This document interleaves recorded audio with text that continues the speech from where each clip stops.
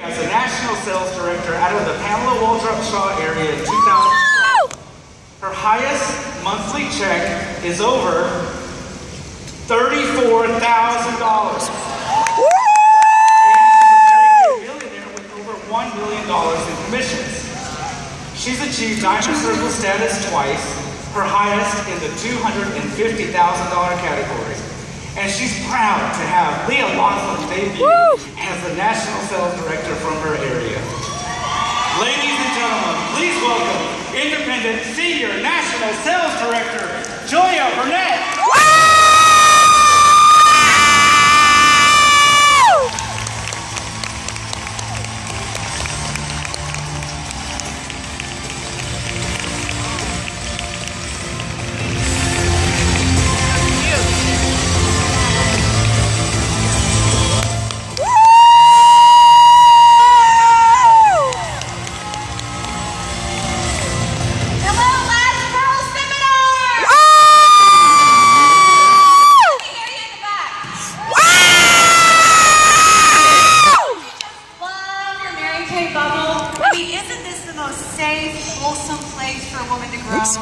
Like when we're all together, don't you just feel the energy? Isn't it like kinetic?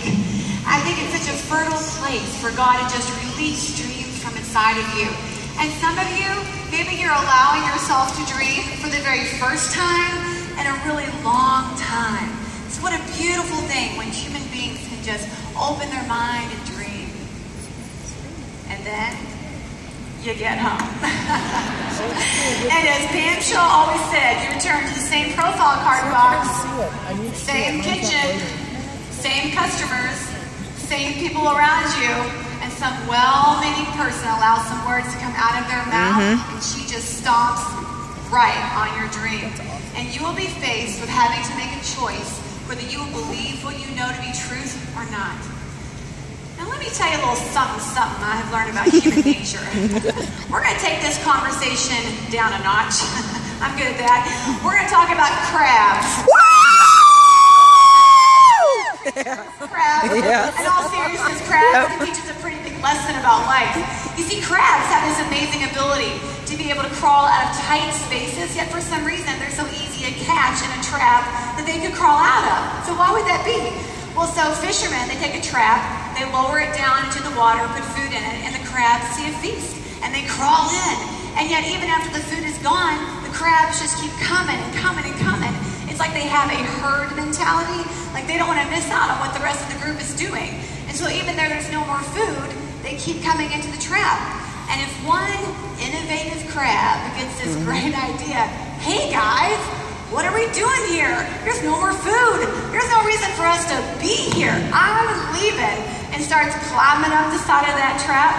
The other crabs will pull it down. And if it persists to try again and again to escape, the majority will continue to pull it back down again and again. And eventually they will gang up on it and they will kill it.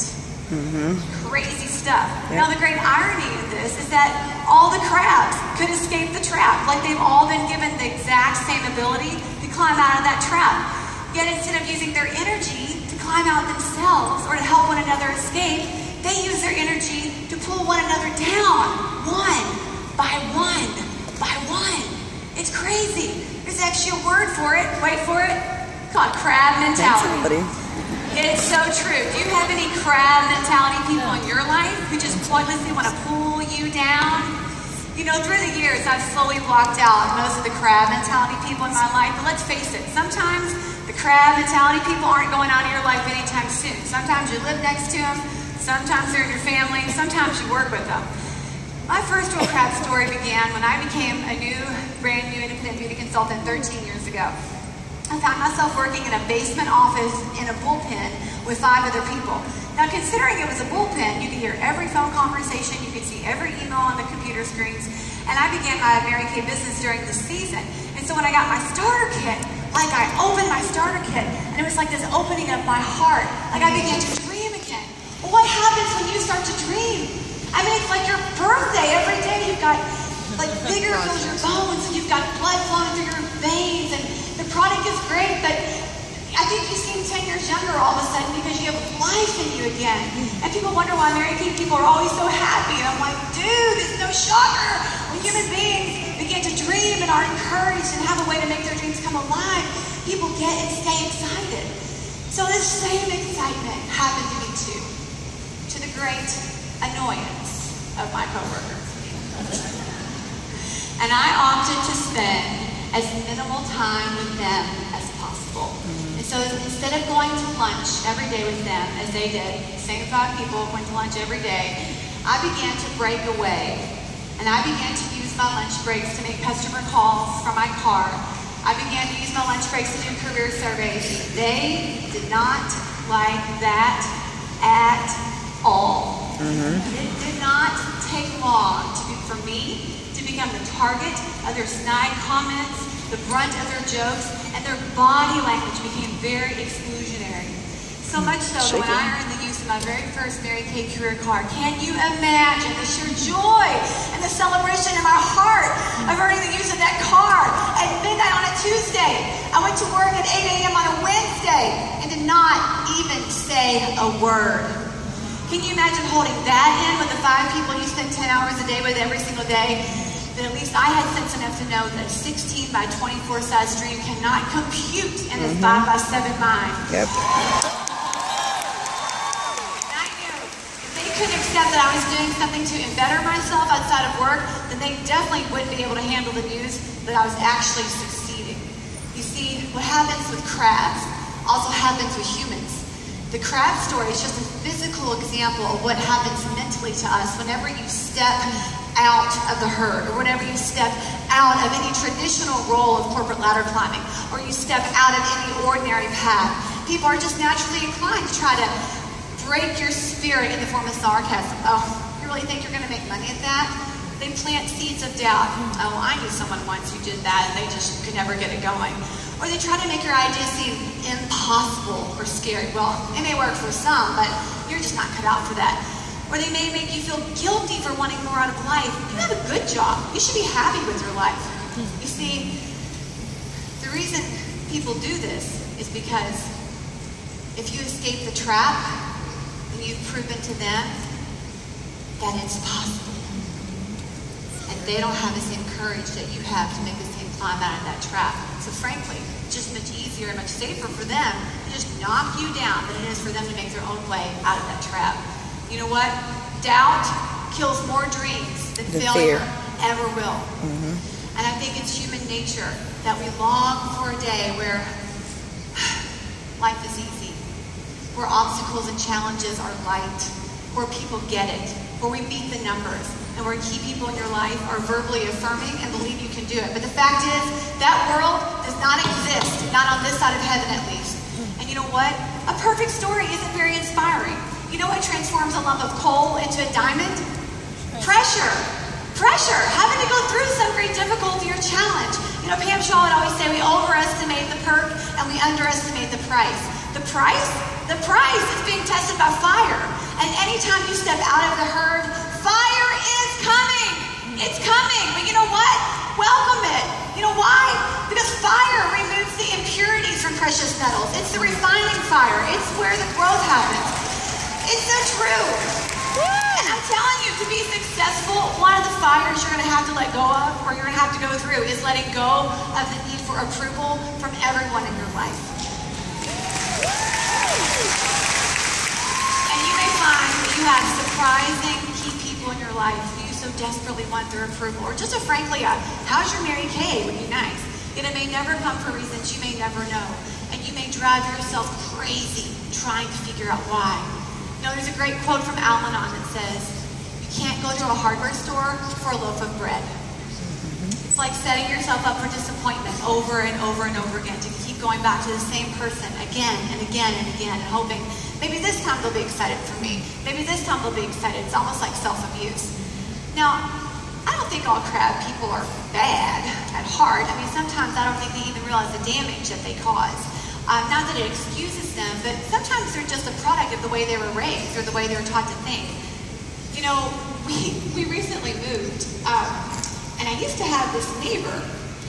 We were about the same age, and we had kids the same age, and You know that quote that said, well, by this time in my married teen career, I was driving a pink Cadillac, I had 2 young children at the time, and I had gone on top of sales director trips. I worked from home with women I absolutely adore and love, and I was being personally, spiritually fulfilled, and just living this really power-packed and fulfilling life. And I mean, I'm pretty sure she was probably jealous. So let's face it, I do have a pretty awesome life. But I was never loud about my career. Like, I was super aware that our lives are very different. And in fact, since she never asked about it, I was really careful to never bring it up. And out of her jealousy, there was some kind of like passive-aggressive-ish, mean-ish comments made that were kind of directed towards me, and that left me feeling judged. Like my motherhood was being judged, and my faith walk was being judged. And there were some comments about sales thrown in there too. What do you do when you feel judged? Well, I subconsciously became consumed with making a few points very clear. She had successfully pulled me right down beside that trap, down to her level, and I bowed at the throne of idolatry of approval. And instead of becoming obsessed with my God-given purpose and my God-given dream, I became obsessed with trying to prove something to an audience that wasn't really watching. And so I did what any rational, spiritually grounded mother would do. I began taking my children for walks in the stroller around the neighborhood. Instead of turning left out of my driveway, I turned to the right, so I'd go past her house, hoping she might see me spending quality time with my kids. When I pulled out of my driveway out of my pink Cadillac, instead of turning right, this time I turned to the left, so hopefully she wouldn't see me leaving. I made sure she knew that I made my own baby food. A sure sign of an involved mother. Oh,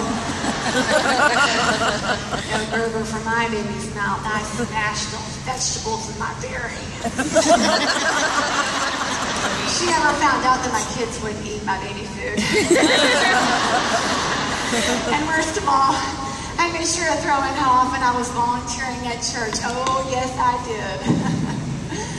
I knew I'd reached an all-time mental low, though, when I found myself contemplating one day if perhaps I could make her a cake with my breast milk.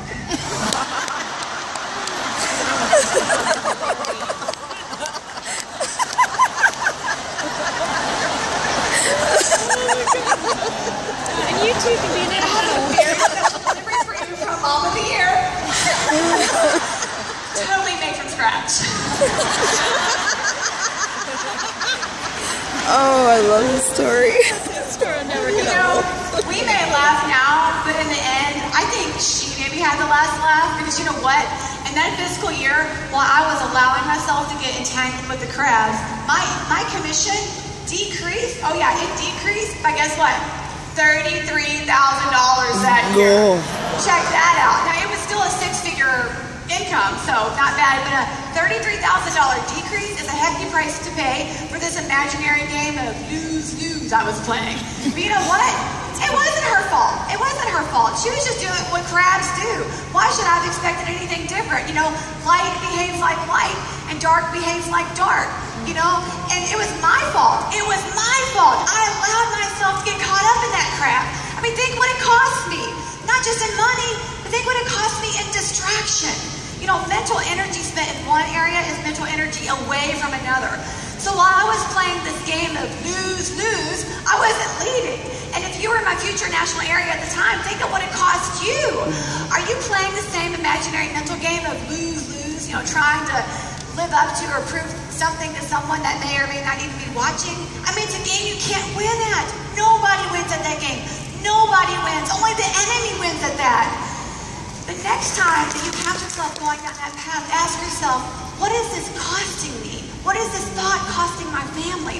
What is it costing my dream? You see, the day you start defending what you do is the day you devalue what you do. And we often don't live out loud because we're paralyzed for fear of being criticized. And if you live your life to avoid criticism, then there will never be any significant ripples flowing out of your life and impacting your family and your community and your team.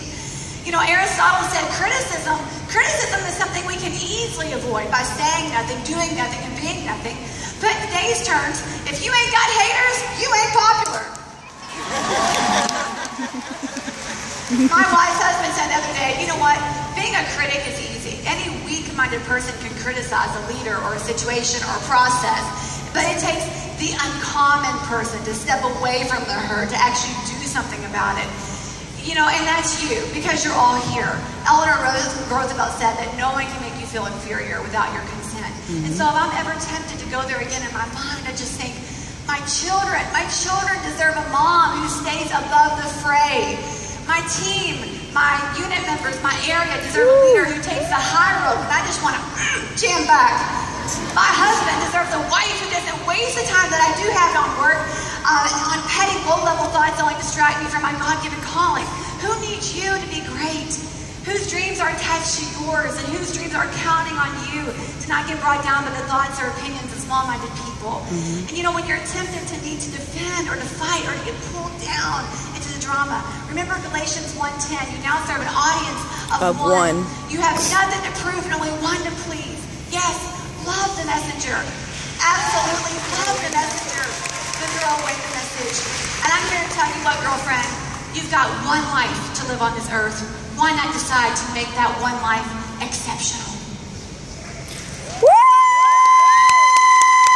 And what'll happen is when you decide to make that one life that you're given exceptional, the crowds will come out, will try to pull you down. And just remember, don't be distracted by criticism. Because remember, the only taste of success that some people get is taking a bite out of you. God bless you.